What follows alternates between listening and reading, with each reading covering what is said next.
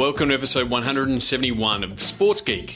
On this week's episode, I chat with Steve Conley from the Boston Red Sox on making the career jump from tech to data. Welcome to Sports Geek, the podcast built for sports digital and sports business professionals. And now, here's your host, who loves working with teams around the world who need sleep, Sean Callanan. Thanks, DJ Joel. Yes, my name is Sean Callanan, and you are listening to Sports Geek.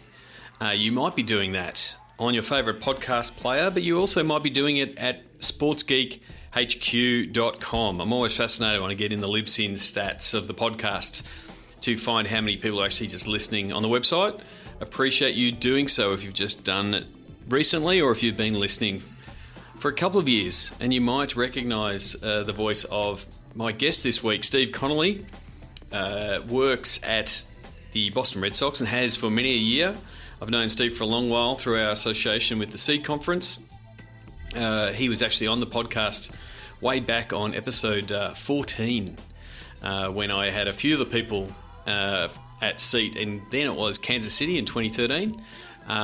And was really looking forward to getting Steve back on the podcast since I've recently caught up with him in Seat Atlanta and talked to him about the career change that he's gone through in that time, going from the IT tech side of the business to working in the data or the data side for my US friends, working in the CRM and looking at that side of the business. So wanted to discuss with him how he went about it, making that move, and what he's found out and figured out so far. So thanks again.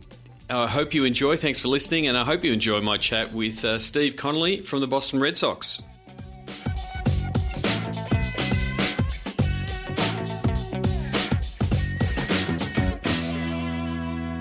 Very happy to have a good friend of mine, Steve Conley, Director of Data Services at the Boston Red Sox. Welcome to the podcast, mate. Thank you. I appreciate it. We've got past our technical difficulties of actually getting connected. Here, I'm recording this on a Saturday morning, and you're spending a little bit of your Friday night for the chat. So thank you very much for coming on. Yeah, I look forward to it. I've been a frequent listener for a long time. So, and if people have been a listener, and if they go back in the archives. You were actually on episode 14 way back in 2013 when we recorded a bit of a seat get-together in Kansas City. You can't hear on the podcast where I have the crutches next to me. That was one of my first many injury runs at Seat. So it's great to have you actually on the podcast for an actual proper chat. Oh, thank you. I appreciate it. I was trying to get through my history on that, and you know, where you remember things probably accurately because you did it, I was tying that to Seat Boston, and I was like, oh, I thought I was on this before, you know, or I would have said long time, first time. But I knew I was there. We did you were just launching it. It was, you know, and I've been listening ever since. So. Yes. So for history, I obviously know Steve from a long association with the Seat Conference. In 2012, it was in Boston, and then 2013 it was in Kansas City, and I turned up with Achilles injury and crutches, and I just started the podcast. I think I was maybe 6 or 8 episodes in. Recorded a bit of a roundtable podcast then, talking to people, and then it's sort of grown. It's grown from there. So, enough about me and enough about the history of the podcast. You've been at the Red Sox since 2001. Correct.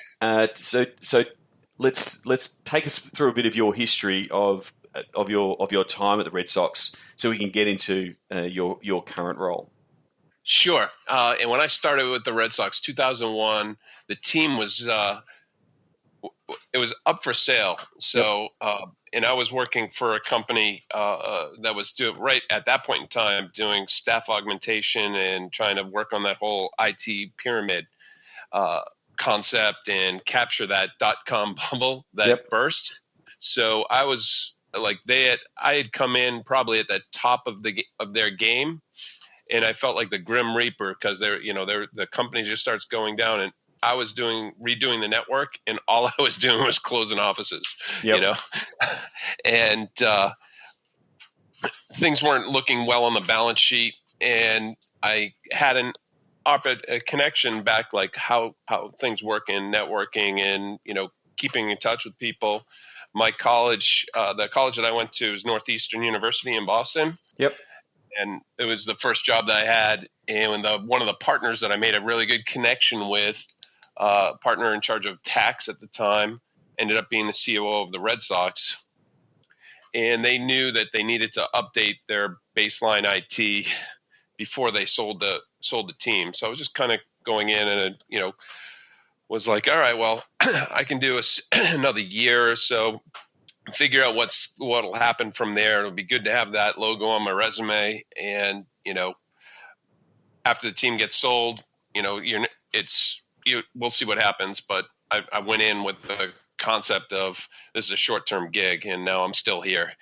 And so you were in that role, and again, so when I met you, whether it was at most likely met you at Seek 2011 in Los Angeles, and then definitely when you were hosting in 2012, you're in that IT role through that whole phase of when tech started really taking a hold of sports, and the whole stadium Wi-Fi, DAS, bringing the tech into the stadiums, who pays for it.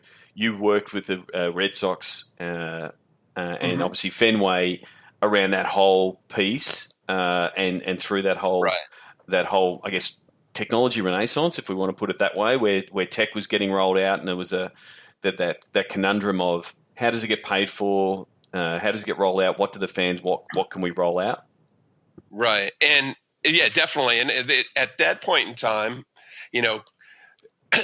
I had that moment that probably everybody in sports gets when you first walk in the door, and I walk in and I'm like, oh, it's the Red Sox. They have to have like bottomless, a bottomless budget.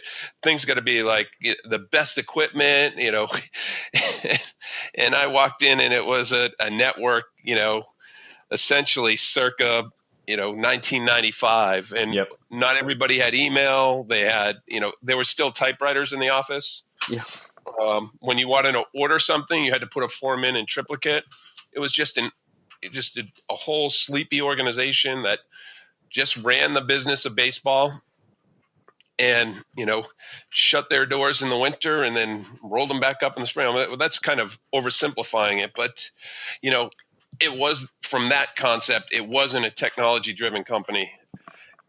And making the transition, so we went from neutral to 100 miles an hour when the team was sold. Yep.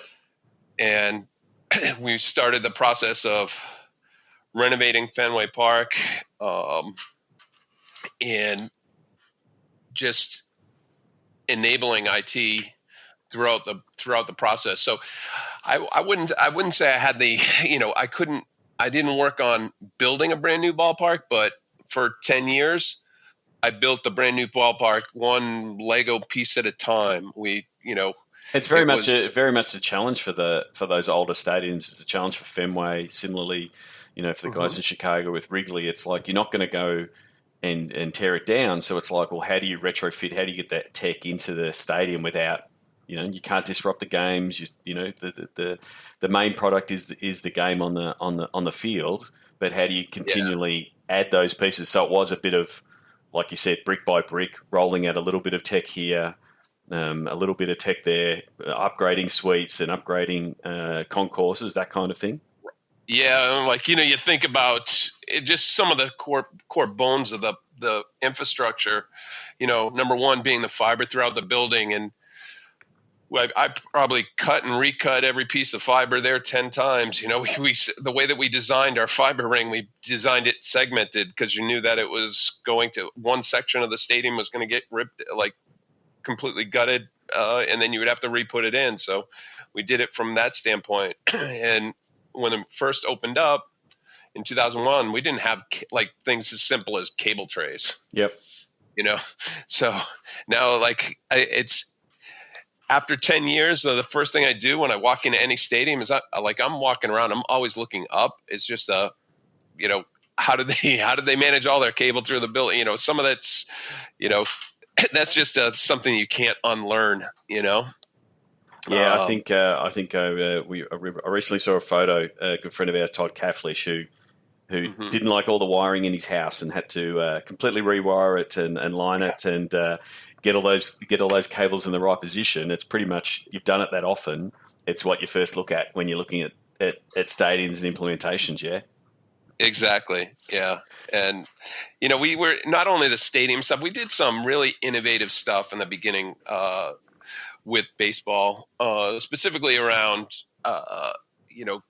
player video, player practice video. So we were the first team to travel with a server that was capturing at-bat information that a player could go back and look at, and, video coaching. And, we were able to put a couple of things together there that were, pretty neat. And some of it was, we were still in the phase of, we're small, trying new things, and just, throw something against the wall and see if it works. So, and sometimes that would be your own worst enemy. We got in 2004, we had the first travel system. It was the year that we, won the World Series, but the end of the year, that system, it's a big, it's a long season. Yep. So X amount of flights, having a whole, it's essentially traveling with a network that wasn't designed to travel. Yeah. And by the end of the year, it was, spit and baling wire holding that thing together. So we were, made some adjustments, and even we were the first team traveling with the sand. So when we first traveled with that, I'm sure the visiting clubhouse guys hated us. Yeah. And part of the, yeah, go. Sorry, go. Sorry, and the other things are our video guy carried an array of super long extension cords because he knew he would blow circuits left and right in different places. So he knew where all the circuits were and all the and all the visiting clubhouses to make the system work. Just simple things like that. Yeah, and I think that's always been one of my insights chatting with the IT folk, and again, as you know, been lucky to meet and chat with a bunch of you guys and girls that are in the IT side, is that, I come at it from a fan engagement point of view, what's it for the fans, but there's so much of the IT and the tech that's being rolled out is for the operations side.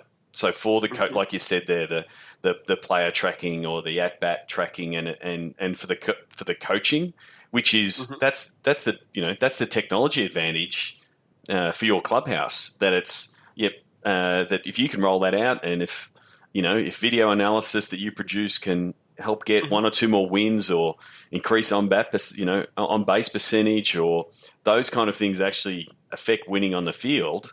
That's where a lot of the innovation is also happening on the tech side, in both the ballparks and then practice facilities and those kind of things. So it's a strong focus, but it's a focus that you can't. I've spoken to a lot of you. You're not going to come and talk about it on the podcast because it's a competitive IP advantage that the clubs have rolling out some of that tech. Right. But this was stuff that was everybody does it now. Yeah, right? No, exactly. Yeah. So, but we're, it was one of the things that, I think we were a little bit ahead of the curve, and, it helps, right? Anything that helps. And then you're, part of the thing that's just, it's hard to explain when you until you run through it working in sports, is, I love technology. I've, always loved doing tech stuff all my life, but, I've been a diehard sports fan, and I probably should filter that as I'm a diehard Boston sports fan. Yep. And I think there really is a significant difference here. So even back in college, we had one exercise we're working on, what do we want to do when you grow up or whatever. And I one of the guys that I'm still in touch with, he remembered. He was like, yeah, back in that class, you're the one that said you want to do the network stuff for the Red Sox. Yeah. I was like, yeah, I guess I did, and one of the, my capstone project before it was now it's a much bigger thing at Northeastern, but you had to write a big paper, research paper, the whole thing. Yep. And the paper that I did was, this was when Boston Garden was about to get a new Boston Garden was going to get built, yep. or the old one was going to be renovated. And I wrote a whole thing about, why it should be renovated and what processes would be to go through it, make sure that it would become a modern facility. I went down to City Hall, looked at all the plans that were submitted. It was, it was fun, but it was just like when you go and experience an old stadium and some of it, there's things, there's drawbacks, you're sitting there, there's poles and whatever that some people are going to be behind. But the reason those support structures are so close is the upper deck is sitting on top of the field or on top of the ice. So, yep.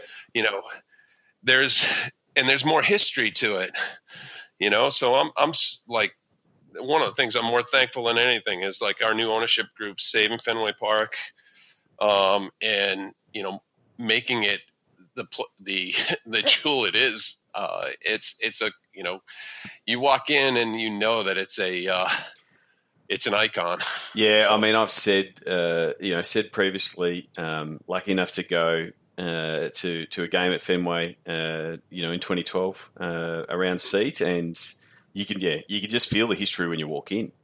It just has that feel, and it's very hard to manufacture. There's some terrific new stadiums that are being built across multiple sports, and they're trying to reenact that. But sometimes it's you can't actually mess with the real deal. Right. And you look at some of the things that, the reason the wall's there is not because they said, oh, this is a nice place for a wall. It's because there's a street, yeah. And some of the, we did a lot of innovative things when we were renovating. And, some of them are just like we turned the city street into part of the concourse. Yep. And that's great until you'd say, okay, well, now I need to make access control work. Yep. And, the way that you want to make access control work flawlessly is you hardwire all your turnstiles. Well, our turnstiles are getting dragged in and dragged out 81 times a year. Now you got to make it, you got to make that, back of house Wi-Fi 100% reliable. So there was, the challenges that went on with that stuff. It was, every year something new. So I want to make the transition from the Geek Talk and you in the IT role to your current role of Director of Data Services. So take us through that move and how that came about, and and just I guess that move initially, and then what we can sort of dive in on what you've learned so far. Okay, so it was part of it was hard, right? Yep. So we recognized, IT didn't have a seat at the table. Yep. Right. They were, I guess, the tech, the term in consulting would be we're like a valued partner, not a strategic partner, or what, Mm-hmm. it's like yep. providing the lights. And I knew like there was a number of things that we were missing. And a lot of it was in how our CRM piece, our development staff wasn't there. And I, pushed for staffing, and it first time was just trying to get an extra developer. And, the business decision was to bring in, someone from like the Big Six type environment and run and split operations and development and, have them, bring that up. So then I was just back on operations only. And that went for about a year, and that hire didn't work out. But and we decided the company decided they wanted a VP of IT and just revamp IT and become get become a strategic partner to the business. And, I went for that job, didn't get it. And, part of the thing is, when you don't get that spot, there was definitely some pieces where I was like, oh, God, bit of what am I doing here? Where am I going? That sort of that career sort of inward looking. Yes, exactly. And it was during the 2003 season when that happened. And then the beginning of the 2003 season, I don't know if you remember, there was the Boston Marathon bombing. Mm-hmm. So, there was that was a special season for us as a team. And so I had made a decision, was like, I'm just going to see this through this year. 'Cause the marathon, I've run the marathon 7 times. At that point in time, I had run it 6 and I thought I was done. Yeah.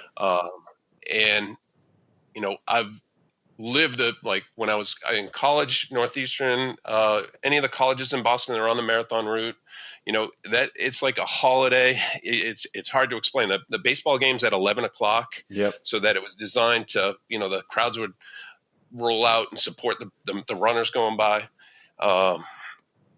And the team and the city, like when you have a team that's successful and just the way the city came together, and you're a small part of it, it's really, it's hard to explain, but you get caught up in it. And it was just like, all right, I'm not going to walk away from this for my own, petty reasons. Yeah. And, but at the same time, you could go into, some of these conversations where you're like, you think you're Michael Corleone and you realize that everybody else thinks you're Fredo. And you're like, so at that point in time, I was like, all right, so I, just started to float like what it would be, what my career options were. And there were still a lot of good options out in the industry, but for me, I was like, you can take a compass and do a 10-mile circle around the place that I was born, and I haven't moved since, Yep.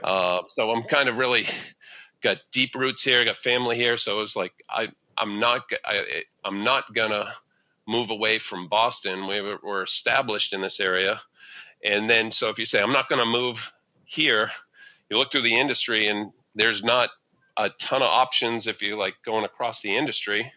So then you start looking outside of, outside of sports and operations. At that point in time, things are coming up, cloud's going crazy. That it's not like being really good with network and infrastructure is important, but it wasn't what it was back in 2001. Yeah, and it's not, and the sports, like as we discussed earlier, the sports stadium piece and it's super unique. It's not, hey, we understand that the network infrastructure for a mall or a large building has its issues, but most of the time, you're not worried about where the cables are going because they just go in the roof or they go in the wall, and it's designed that way. So it's a really unique skill set. So, but the thing is, we've had stacks of conversations over the years, both at Seat and outside of Seat, is that I found, at Seat we've got the 3 tracks of the IT, the CRM and the data sort of track, and then the digital track. You seem to have always gravitated to at least the catching up and having the conversations to understand those other tracks. Is that where the sort of the peaking of the interest to go, well, you were seeing, well, I'm seeing what all these other teams or leagues are doing in the data space, and is that sort of if we take the Gretzky term, sort of move where the puck is, and you sort of said, I want to sort of start playing in this space because it looks interesting? Yeah, and a number of reasons for that, because one, doing a self-assessment, and you're like, where your strengths and your weaknesses are, and where you have gaps, and it's like, I had a whole lot more to learn on the data track or the CRM track than I did, on Wi-Fi, or any of the other, it's stuff that interests me. And I would definitely go to those sessions, but I would gain so much more insight out of the things that other clubs are doing that were innovative on the fan facing piece. Yep. And, it's, finding what your passion is. And I'm for me, it was I knew I needed to make a change. And then, one of the things, when I didn't get the job, I was I was in a tough spot, but I got lucky because, the guy that they hired was probably the best guy I've ever worked for. And one of the things he sat down and he's like, listen, let's just help me get through this season. Cause he started in the middle of 2013. Yep. And, so I did the same role, and then we sat down afterwards, and, he set a process where he brought someone in as a mentor, had them do an assessment across the office, give you and then have the long, the tough conversation where you're okay, these are all the things that are good, and here's a couple of stones you got to work on. Yep. And these are the and having those frank conversations, that doesn't happen every day, right? So, no, it doesn't. And then he was what we need to become is a data-driven company, and we don't have a data group. So, here's the opportunity. Yeah. So, and you don't get an opportunity like that every day, right? It's a green field, build this stuff. And, so we had, we're building a data group. We had no data architect. We had, I've had the last data class I had was back in the 90s. Yeah. But the thing is, and, I mention it, when people ask my background as sports geek, and even though I'm not doing as much, I'm not full on coding as I was for the first 15 years of my career.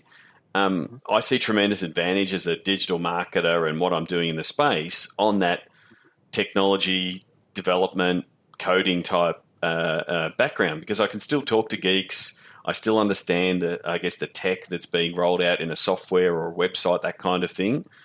Right. You've got there's a mountain of knowledge you've got on the tech side, the implementation side, and how things are rolled out, that it's super applicable. Are you seeing, what lessons and what advantages are you seeing coming to data from an IT background? Because again, most people in that space are, the data geeks, and they're slicing and dicing, data and data warehouses and doing queries to understand the data, and they've got a better understanding of big data. But you're coming to it from a technical implementation side. Do you think that gives you an advantage to knowing that side of the equation? Oh, it definitely does. And, even from the standpoint of, all the way through my career, even back before baseball, it's usually when an application didn't work, the developers would always say it's the network, or if something was slow, it's a network. I knew I could eliminate that as it's not the network, because I know how that works. Right. And it's also just being, the thing that got me, the hardest thing for me to adjust to was the time frame for moving, getting things done, right? Because getting things done right in a network, building a network from scratch, is you do your research, you make a decision, you buy the stuff, and you put it in. Yep. And on the data side is, you want to build a star schema, you got to analyze all this stuff. And it's not something okay, then you build the queries. Well, it's not, it doesn't happen overnight, and it takes a longer time to see results. And we're trying to start this process up. So it was knowing what people wanted, and just finding out, get a couple of quick wins, and some of that, we were able to do that. And, and I still had a good background in our CRM environment. Yep. Because, but our CRM environment, and I've seen this and had this conversation with, a ton of people in the industry, is data warehouse wasn't even a term. Yeah. And everybody was you got to put this information in your CRM. And we just took all this ticketing data and all this fan data and just jammed it into a CRM system that wasn't designed to hold that amount of data. Yep. And then we're like looking around going, why is it so slow? Yeah. And it was like, so since we put in CRM, we've probably blown it up, 4 times, like four complete reiterations. And, we're just continuing to improve and just slim it down, put it on a diet, make it the targeting tool that you need to do. Yeah. So that is a good point, because everyone is on some sort of data journey. Like everyone's reaching for a goal, reaching for that holy grail of that 360-degree view of all your customers. But it's not a click of the fingers and we installed the product and turned it on and you're good to go. It does take I guess several evolutions. Do you want to take us through a little bit of the tech you are playing with? What is the back end? What are some of the tools that you're using as part of what you're doing? Sure, we're a little bit of a hybrid approach right now. So, and that's I think everyone is a little bit of a hybrid approach. Like again, it's like the holy grail. Everyone would love to be the one vendor that covers the complete end to end, but it doesn't exist. It's always this maze of lines of, we get this data from here and it gets imported by an API, and this one someone has to upload, and this one gets couriered to us and then we upload it. Like it's always a bit of a hybrid. But as best you can say, what are some of the pieces of your puzzle? So the crown jewels of your ticketing data, right? So we have a replicated ticketing system, which any TDC customer is, and that's a Oracle server. And like the first step that we do is we made a decision to go on the Microsoft stack. So we stage that data, move it over to a Microsoft staging environment, and then transform it to a star schema. Yep. And in addition, take in a number of feeds from BAM and Axiom data pens, and just kind of get a better one view of the customer. Yep. And in addition to that, we made a decision to go with a company called Fan Manager, which I'm sure you're aware of, and they take a lot of the same type of feeds. Yep. And integrate to our CRM environment. Yep. So they do the pass through to our CRM environment and help us with our targeting and campaign management on that front. Yep. So, and then what we've built, the real part that's kept me awake for the past 6 months, working with my data architect, is what we're building is essentially what we call MDM, right? Master Data Management for our fans. And what we're doing is layering that on top of our data warehouse and our fan manager implementation and our CRM implementation. So it's every touch point for a fan. So it's a skeleton key basically for, if you're a fan in this system, you're connected to this system, and trying to expose our data issues, which are significant.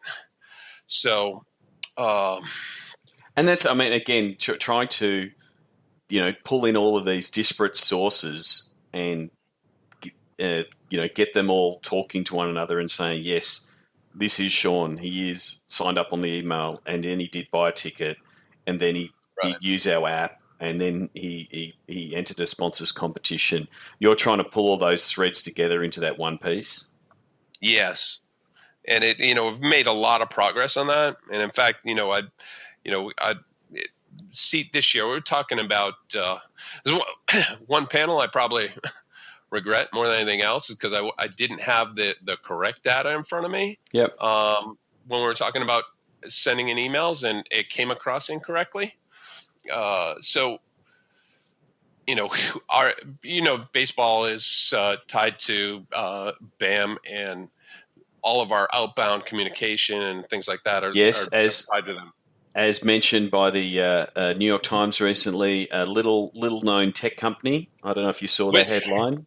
I did. BAM. I'm like, come on, New York Times. That makes, New York Times, quaint little newspaper from New York. So BAM. It is this sports technology behemoth, but Disney is apparently betting on little known companies. So yes, apologies, I didn't mean to interrupt. No, and like the relationship with these guys is it's complicated, but it's improved so much in the last couple of years. Yep. Where we had a collaborative approach of being able to share data and things like that. And I know what I was trying to say is because there's there are governor, if you will, in regards to making sure we don't go wide open and just hit our mailing list 100 times. Yep. If you ask our executives, they're like, email, send it, go, email, yep. send it, right? Because they just want to pull that one lever. But it's about having nuance in that lever, because you can't send that to that email to 100,000 people and expect the same results when if your data is if your data is better and you know that the 20,000 that you're going to send it to are actually interested in it or in the demographic, that's what the data teams and your team are trying to solve and fight that fight to both with executives or whoever is saying, I'm sure you're trying to eradicate the term, send out an email blast. Right. So, but here's the thing, right? Yep. So we're, the perception is we're sending too much, right? We know and there's a couple of things where, we would get, feedback from the, our season ticket holders as, hey, you're killing me with this.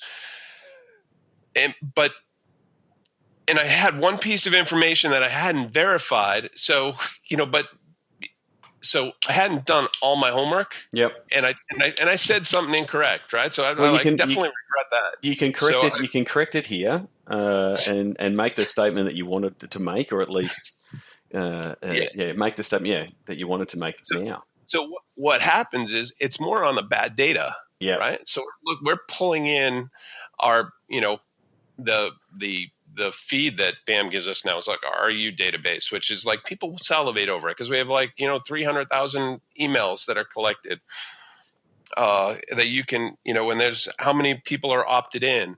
So what happens, and it's especially when you get an older demographic, which a lot of our season ticket holders are, right? They're, they're opted in multiple times. Yep.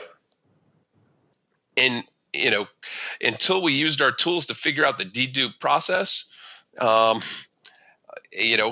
didn't realize how bad it was. And now you got to look at it as like, how do you fix it? We haven't figured that piece out, but we're building the piece to expose it. And it was funny. I was like having these, reports put together by my Northeastern co-op, and like her parents are season ticket holders. And so I was like, okay, well, do me a favor, just validate how many, messages your mom gets, a month, and see how we're doing. Because I know that we're only sending, a small amount. Yeah. But she's getting 90. Yeah. A month, right? So it's like 3 a day. And it's like, why? And she's like opted in on like 4 different emails. And then, so it's like, can you do me a favor? Just ask her why. And she's like, well, she doesn't know which one to opt out of, and she just ignores it and kind of, because she knows she just wants one email, and But she doesn't want. But she's also that customer that goes, if I turn one off, they'll all stop, and I still want to get my communications. Exactly. And it's just it's that persona thing. So that over 55, email is still their primary comms. They don't know, and they've got they might have multiple emails, or they're not quite sure. And going to a big unsubscribe page that says, "Here's the 16 things you've opted in for over the journey. Which ones don't you want?" It's terribly confusing. So that's right. And then it's also with multiple emails too, right? So you're like, okay, it's I don't have an answer for it, but I definitely know that the way I presented it was incorrect, and definitely apologize, but it's definitely a problem that we have and we need to fix. And, it's not, I was trying to, Because there is a bit of a falling in love with the size of the database as opposed to the quality of the database, and it's mainly because there's not a there's not a metric that jumps out. Like, it's easy to say 500,000 emails as opposed to this many engaged, because it's always a smaller number and everyone goes to the bigger number. But there's real value in saying, oh, we're sending out this email in the off season just to check in how you are. If you don't want to get our emails, we're cool with that. We still know you support our team, but you can click this and not get them. Right. And then you end up with a high quality list. The open rates go up. It sends the appropriate signals to all the mail servers out there because people are opening those emails so they don't get marked as spam. Like, I get I'm registered with every pro team. I get all of the emails. Gmail puts them into a nice box that says Sports Biz. And I check my spam every now and again, and some teams are ending up there. Now, I'm not marking them as spam, but some people must be. And so, that becomes a problem. The more people that then mark it as spam, then, it affects your open rates across the board. So, but it's a bold, it's a bold strategy if I go and quote Anchorman to go and say, I want to get rid of 100,000 of our emails because they're not engaged. Because at the C level, they're like, but that's really important. Or our commercial team is selling the fact that we've got this big database, when it's more about the higher end, more engaged customer that's important. And, I think as you develop those reports and understand that, because we've done the same thing with a couple of teams where they did the assessment and went, wow, we are sending too many emails and people aren't opening them. So what happens if we send less emails? And and testing that, you've got to follow the data. Exactly. Yeah. And we have all those tools, right? So it's definitely, we're in a much better place than we were. Are we perfect? No. But the other thing is it's a huge data set, and you start looking at it as like, it starts to, we got to become more efficient with it. And it takes time. And then once you identify a problem, it's like, the way sports works, especially, the works here for the Reds, is like, okay, let's go fix it now. Once a decision's made, the implementation, setting the expectations and getting the correct requirements and, getting everybody on the same page is not there. So that's why I was like, big, hairy, ugly goal for us, right? Yep. Is just know every fan in the ballpark within 5 years, and to be able to, and that's a big goal. And I guess the question I've got for that is, because we've talked about the older generation and market that are in your database that have subscribed. They're getting too many emails because maybe using multiple emails, but that is their primary source. Right. If you're looking at that big hairy goal, what do you do for the under 24s that seem to be using email less and less? And like, that's not a platform. And we might end up with, current 15, 16, 17-year-olds in the next 5 years they just might never check email. Where does that, talk about things that keep data guys awake at night. What are you trying to, where's the plan, or at least what are you trying to project to find out how you get that data and potentially communicate with those types of fans? Well, some of the things it's getting. We've created a Red Sox Kids Nation, a Red Sox Nation, a student, not we have this program that's really started to take off as the Student 9 program. So, and you opt in. When we saw it really take off this year a little bit, where last minute ticket purchases, where you can opt in and get a text that, hey, tickets are available. Come to tonight's game, and make it the thing that's really happening with that generation is a lot of them is on demand. On demand. The buying habits have changed, right? Yep. So, and that's what, it makes things so much more difficult. Like, someone's more willing to take that risk of, I don't want to buy a 3-game pack, that when they come out on sale to guarantee me that one Yankee game, when, I may, it might be raining that day, or it might be a little bit colder, and I might be able to get, a better deal on the secondary market. Yep. Or I'll take that risk and I'll have to pay more. So we've seen, I think, in the industry that the secondary market has kind of really changed the buying habits, and the technology available to people have changed the buying habits of students. So it's like, how do you keep that primary market engaged? And some of it is just like text that, tickets are available, low cost, for our students. So $9 tickets, for students that are opted into the program. But once it really, some of the things they have to, we haven't really, figured this out yet. And it's not we haven't even started pulling any data specifically to that, but like in the back of my mind is like, once you get very successful with it, it becomes real easy to keep hitting that button. Yeah. Right. And then, when's that last time? When's the time that you hit that button once too often? Yep. Right. And it's like turning the faucet off. It's like, well, hang on. Every time we turn that faucet on, money comes out. Why would we stop doing it? And yeah. And that, especially that demographic, that younger, like they don't want to be sold to. They don't particularly like ads. They want it to feel like they're in control. And so I think it is a combination, like you said there, a combination of, app engagement, the content that you're doing to sort of bring them in. I think mobile's their primary point of record as opposed to email. Right. And then potentially, where this chat sort of infrastructure sort of fits in. Because they might prefer to be get a message via a chatbot, whether it be Messenger or WeChat or WhatsApp, that just says, "Oh, right. Here's the game. Oh, just reply back. Have you got a ticket? Yes, click."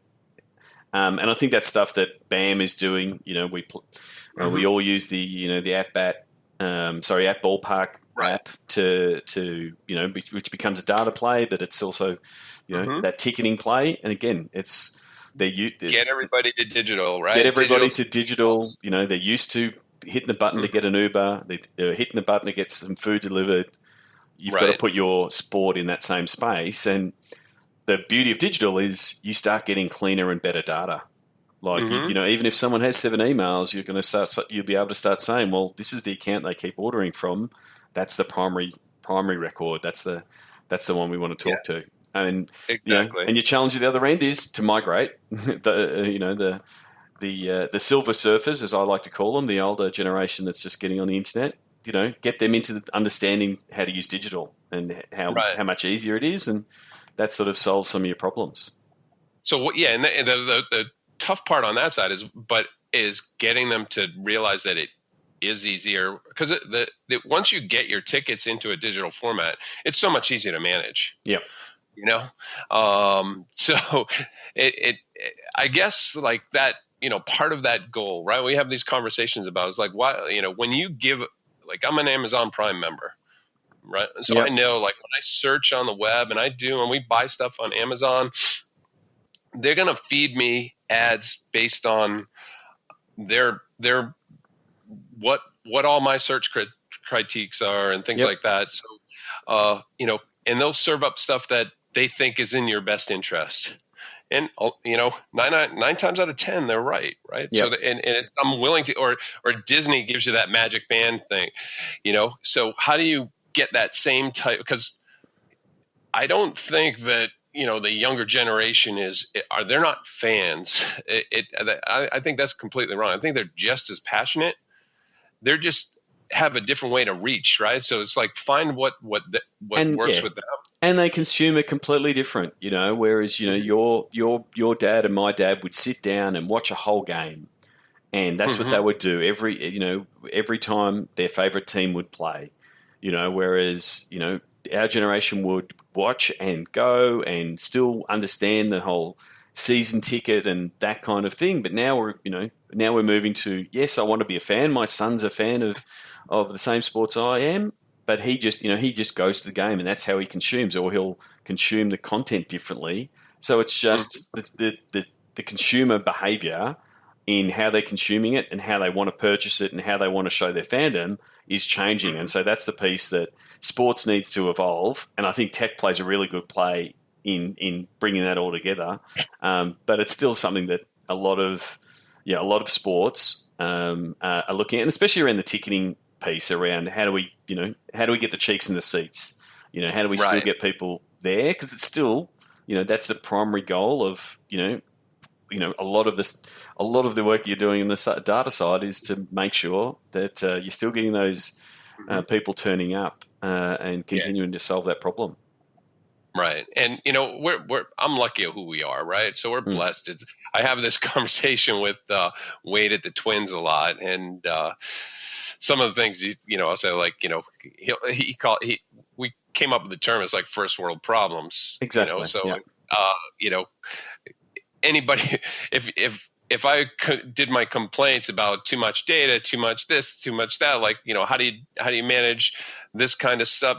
I can't deal with all this extra interest. And other clubs are like, I'm just trying to sell out, they're dealing on it with a different level. So I don't want to come across as like, we're blessed to who we are. I think we realize it, but it doesn't mean that you don't want to get better. Right. So, yeah. And it's also, you don't want to rest on your laurels, because the easiest thing to do is to go, we are the Red Sox. We do have, super support in Boston, and you could still go back to the days when you started. It's like, well, if we just rolled out baseball, people would turn up.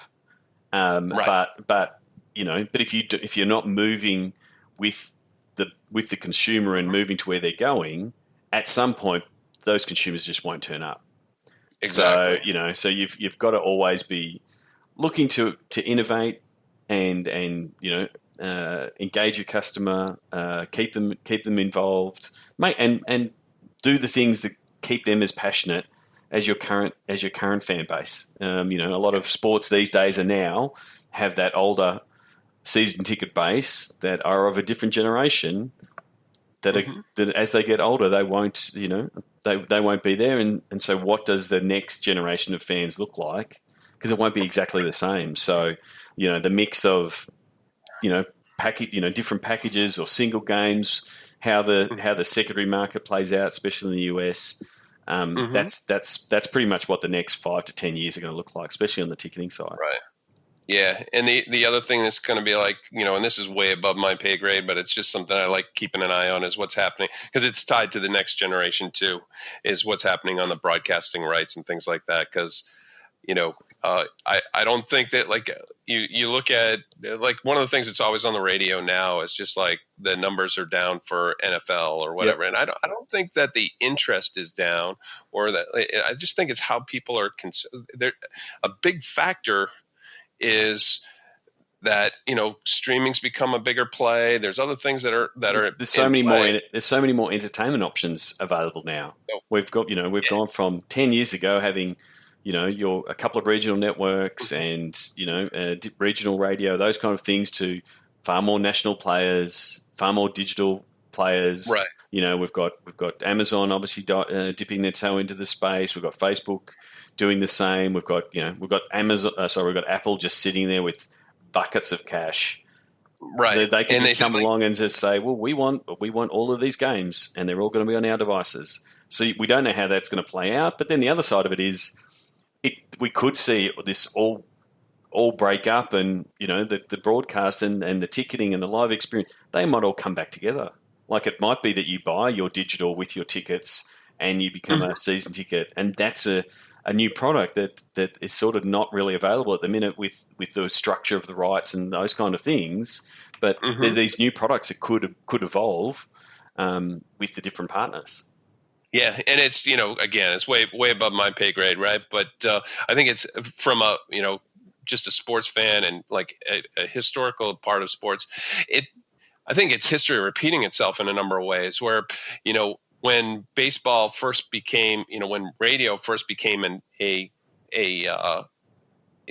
medium. Yep. Baseball was really reluctant to. They didn't think they'd get fans if they put their games on radio. Yeah. And then they had the same issue with TV. Yeah. We'll put it on delay, otherwise people won't go. Yeah. Right. So, and it's, it's just a different medium. And you look back, and I bet you some of the same, angst that we're having over what's going to happen with it is, they had back in the day. Yeah. So and like, I understand you're saying it's not really, it's in your, not in your wheelhouse as far as what you're doing, but you whether you're in, the digital side of the business, the data side of the business, the tech, you've got to be keeping an interest on where these trends potentially are going to go, because it's going to vastly change what your role is. It's going to have a dramatic effect on what your role is if that landscape changes. So, exactly. So it's, you may not be in the decision-making process, but you want to be able to start at least potentially hedging your bets in different directions to say, well, if this goes down this path, we need to set up some infrastructure that starts capturing these people, because they're the people that will potentially take up that product. And so, that's, when you have those, the big, hairy, ugly goals, and you say, here's what 5 years looks like, you've sort of got to start a few different, a few different streams to say, well, we're going to put a bit of money on all of these horses. One of them might come off. None of them might come off, but it's sort of, again, hedging your bets. Right. Yeah. And, it's kind of back to where we talked about. It was like, just because it's not something I have a ton of influence or it's in my wheelhouse, it's not something I'm not interested in and paying attention to. And that was similar when I was doing, infrastructure stuff. I still was interested in, the data, the CRM, the like fan engagement, and like, cause it was all really like interesting and neat and cool. And I'm totally into technology. So you have to adapt. And it was, don't adapt. Yeah, exactly. And it was the pipeline for everything in the IT space. I mean, that was my discussion with Christine after Seed at 2011, hanging out with all you guys from a geek perspective. And you guys were, I think there was the $5 fines every time someone mentioned DAS, like you were talking about it that often. But I'm like, I came up with it. Yeah, you came up with that fine system. And I think there was a nice collect at the end because everyone was talking about DAS. But I'm like, and that's where I was saying to Christine, I said, that's why the CRM piece and the digital piece makes sense to get them all together in the same room, because all those three channels are funneling each other's future work and growth and path. So, if you're just staying in your track, if you use that as a term in your career and just looking at what's happening in your area and not seeing what's happening, then you're not really, you're not seeing where it might go, and I guess seeing some of the advantages and potentially what you've done in jumping from one to another, which is a bit like action hero style, jumping from one moving train onto another moving train at the same time at the different speeds. So congratulations on pulling it off.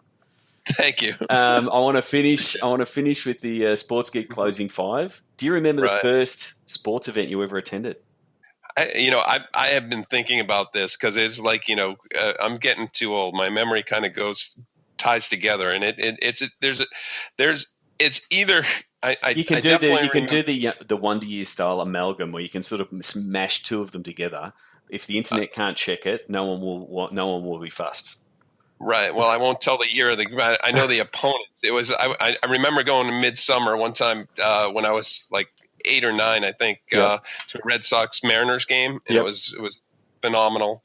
And I went to the Celtics against the Bullets in the Bruins game against the Canadians, and just that was there was a number of things.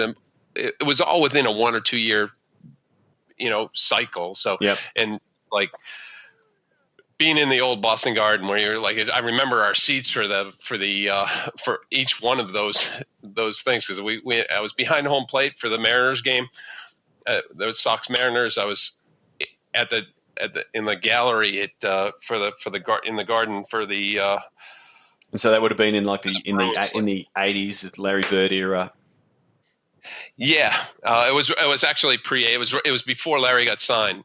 So there was a lot of tickets available. They weren't a good team at the time, right? So I was pretty close. And then the old Boston Garden was just a special place. I definitely miss it. So yeah, it's one of my regrets that I never got to see a game at the old Boston Garden. But it's obviously a big reason why you you are a massive Boston fan to be following those, I guess, historic Right. franchises and be able to see them up close.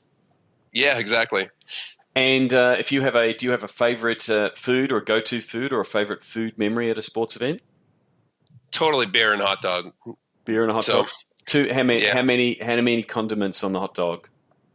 Do you load it Uh, up? No, I'm ketchup and mustard, and I probably offend Clint Eastwood on that one, because he says you can only put mustard on a hot dog. But No, I think I'll offend Clint Eastwood as well, and go the same way. What's the first app you open in the morning? I'm old school. I definitely go with email. I was going to say MySpace, but That would be old school. That would be old school, and you would be the first person to do that. But email, I can't bring myself. Like I try to get my emails probably the last thing because I know I've got emails that will be there. They'll come in overnight, and I'll wake up. But I feel like once I open up email, that like the day starts. So I sort of want to just get a few things out of the way. Whether it's sort of flick between LinkedIn, yeah, Facebook, and Twitter as my first. But yeah, I find and then I say, okay, now I'm going to I'm going to clear my inbox at the start of the morning. But I don't like to do it first thing. Right. So I did have best of intentions, and it worked really well for a month, and it fell off, and I so maybe when we're back together, you can ask me how I'm doing with this, because I was doing Headspace and just doing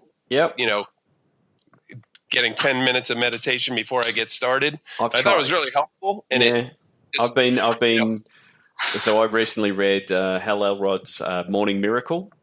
Which is a good read, which effectively is get up and do somewhere between 10 minutes and 40 minutes of a morning ritual. And part of that, he's got 6 things.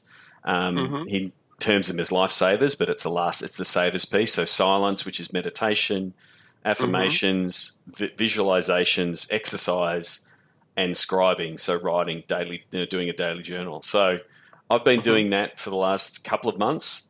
Now I haven't been ticking all of the boxes every day, but I have been testing out both Headspace and another app called Calm that I find really good. It's an Android app, and again, it takes a bit of getting used to, and the thing is, I keep hearing super successful people, whether they're famous or not famous, that sort of talk about meditation and really get into it, and to say it, calms the mind, and it does. But it's a daily practice. It's the same as exercising and that kind of thing. It's something you've got to work on. Exactly. Yeah. So I'm happy to be an accountability partner if you want to be doing that every day. You can just message me and say, "Yep, I've done it," and I'll reply back, whatever it is, 15 hours later or before then, and say I've done it as well. So last but not least, what is your social media platform is your MVP? Social media platform is MVP. It's Facebook, definitely Facebook. But I'm a lurker. I don't do a lot of posting, and I'll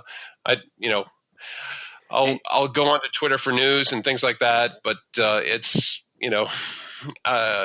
just trying to train myself into getting to that next level. I do have like an Instagram account, but it's just like dragging it. Just like there's not another thing I need to look at.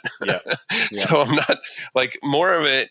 I'm trying to keep up with it to try to figure out, because I got teenage daughters. So I want to make sure that they're not getting to the dark side of the internet.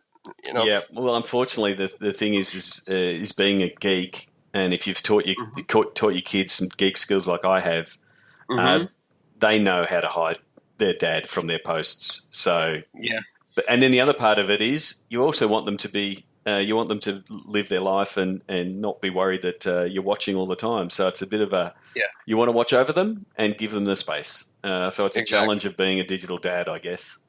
Exactly. Yeah. Well, thank you very much for coming on the podcast. I really enjoyed it. Where can people find you on the internet if they wanted to connect with you? I'm on LinkedIn with @Steve_Conley, and on Facebook. And you're in the Sports Biz Slack if people want to ping you. Yeah, exactly. If you want to get you there. And so, thank you very much for coming on the show. I'm gonna have to organise another visit to Boston out to Fenway, but for next season most likely. And because I absolutely enjoyed the last time I was there, and look forward to catching up with you soon. Same here, and if you come, we'll definitely look forward to hosting you.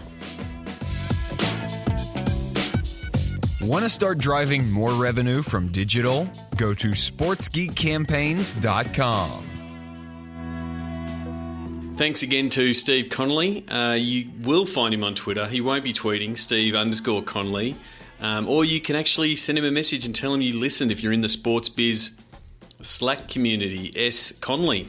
You'll find him on Sports Biz Slack. Thanks very much, Steve, for both being a listener and a friend. And as always good to catch up and a good chat. I guess I wanted to just wrap up this podcast with a bit of an experiment that I'm doing. You might have seen me posting on LinkedIn asking if people wanted to help out and sort of tease out the idea.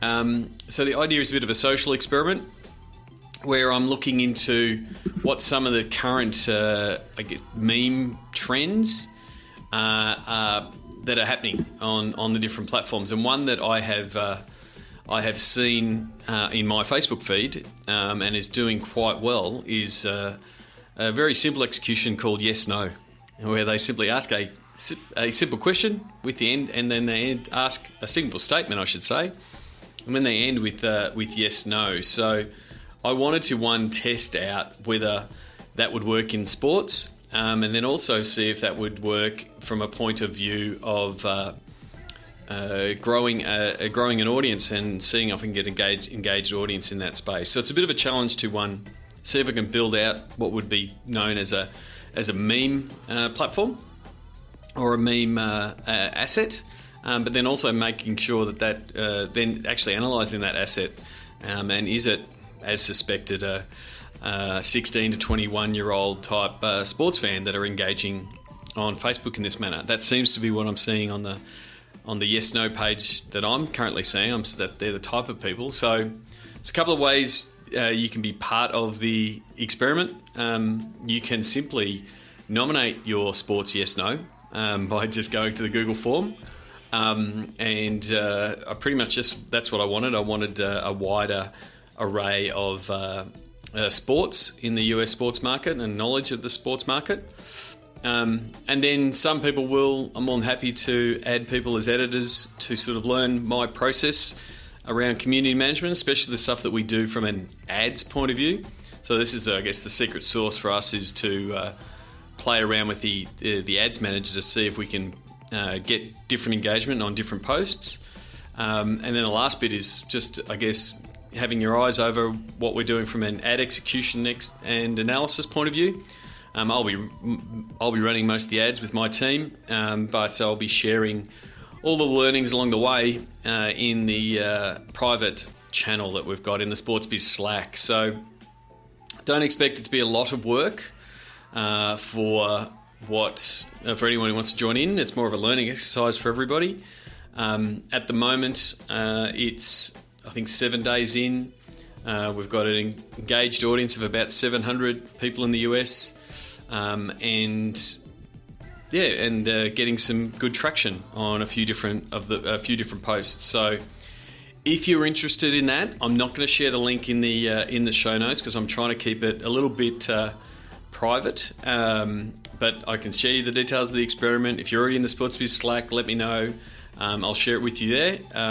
And we'll be interested to see how it goes. So if you want to be part of it, even if you just want to look under the hood and sort of see how our process works around, I guess, community engagement and then also building audiences as well as tweaking things with ads, Facebook ads, and using the ad product. I think that's the secret sauce that we're looking for in this test. Not just doing it on pure content and organic reach, but where could organic go with some ad money behind it? And again, not talking lots of lots of money in this case. But yeah, I'll be sharing all of the insights in a podcast, and who knows, it might be another content tactic that you can use on your page down the track. That's it.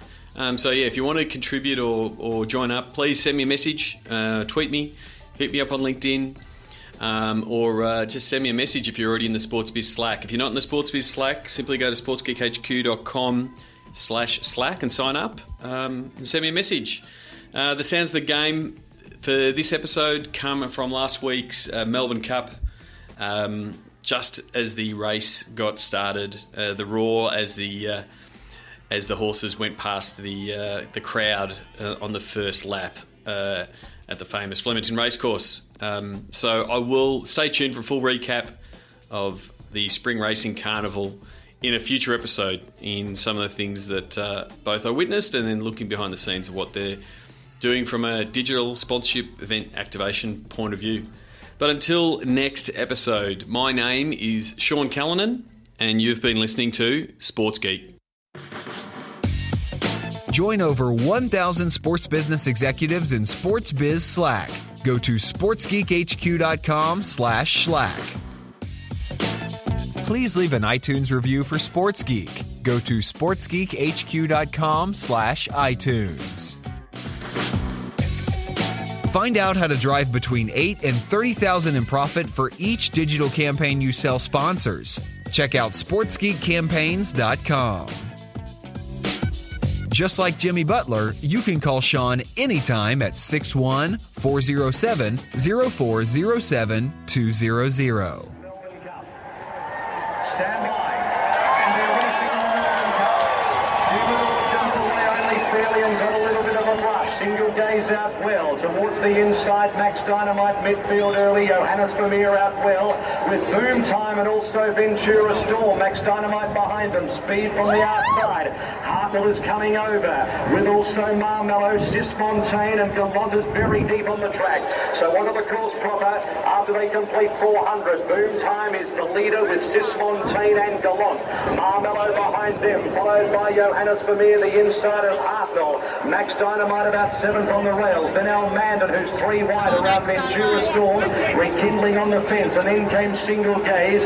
Next in the field is Big Duke between horses. Then came Bondi Beach, Wall of Fire. Emily Star is wide and 2/3 down from the barn. As they run past the junction and they just have to go. Rick Cutler trying to slot in on the outside of Humidor. Then came Nikita. 2 further back in the field.